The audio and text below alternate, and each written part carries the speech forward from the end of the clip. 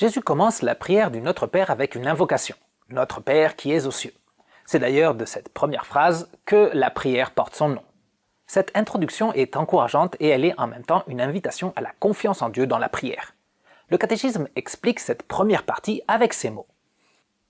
Dieu veut nous inviter à croire qu'il est vraiment notre Père et que nous sommes vraiment ses enfants, afin que, sans crainte et avec pleine confiance, nous lui adressions nos prières comme des enfants chéris à leur Père bien-aimé.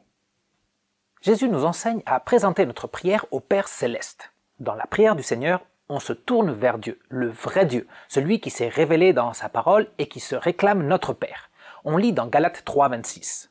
« Vous êtes tous fils de Dieu par la foi en Jésus-Christ. » Le Christ nous enseigne que dans notre prière, nous devons invoquer Dieu le Père. En réalité, seuls les vrais enfants de Dieu peuvent et doivent dire cette prière. Seulement les croyants en Christ sont des enfants de Dieu. Seulement les chrétiens peuvent vraiment appeler Dieu leur Père et seuls les chrétiens peuvent prier correctement le Notre Père. Les non-chrétiens, lorsqu'ils prient, même si c'est le Notre Père, ce n'est qu'une vaine répétition. Il est dit dans Hébreux 4,16.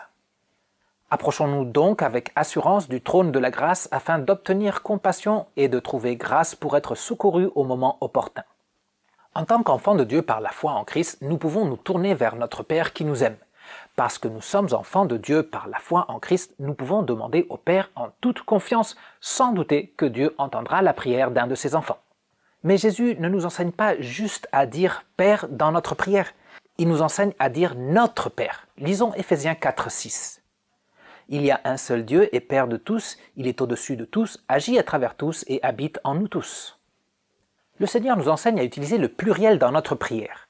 Par le mot « notre », le Seigneur nous rappelle que Dieu n'est pas seulement mon Père et que je ne suis pas moi seul son enfant bien-aimé. Dieu a beaucoup d'autres enfants. Tous les chrétiens sont enfants de Dieu par la foi en Christ. On a beaucoup de frères et sœurs spirituels qui ont tous la même foi en Christ. Tous ceux qui croient en Christ sont les enfants du même Père céleste. Nous ne sommes pas seuls dans la prière et nous devons apprendre à prier les uns pour les autres et les uns avec les autres. Dans cette invocation, Jésus souligne que notre Père est aux cieux. On ne parle pas d'un endroit physique dans l'espace où Dieu est loin de nous. Le Seigneur ajoute ces paroles pour nous rappeler que le Père que nous invoquons n'est pas un Père ordinaire ou terrestre. On lit dans Éphésiens 3,20. « Gloire à celui qui peut faire par la puissance qui agit en nous infiniment plus que ce que nous demandons ou pensons. » Notre Père céleste est le Dieu éternel et tout-puissant. Jésus-Christ veut nous enseigner qu'on doit invoquer Dieu avec humilité, mais aussi qu'on peut recourir à lui avec confiance. Souvent, nos parents sur terre ne peuvent pas nous aider, même s'ils le souhaitent de tout cœur. Par contre, le Père céleste est capable de faire beaucoup plus de ce qu'on imagine. Lorsqu'on invoque notre Père céleste, on le fait avec l'assurance qu'il peut nous aider dans absolument tous nos besoins. Chaque mot de l'invocation du Notre Père nous invite à demander avec confiance. Jésus-Christ nous enseigne à prier de cette façon parce que c'est grâce à lui que nous sommes des enfants de Dieu.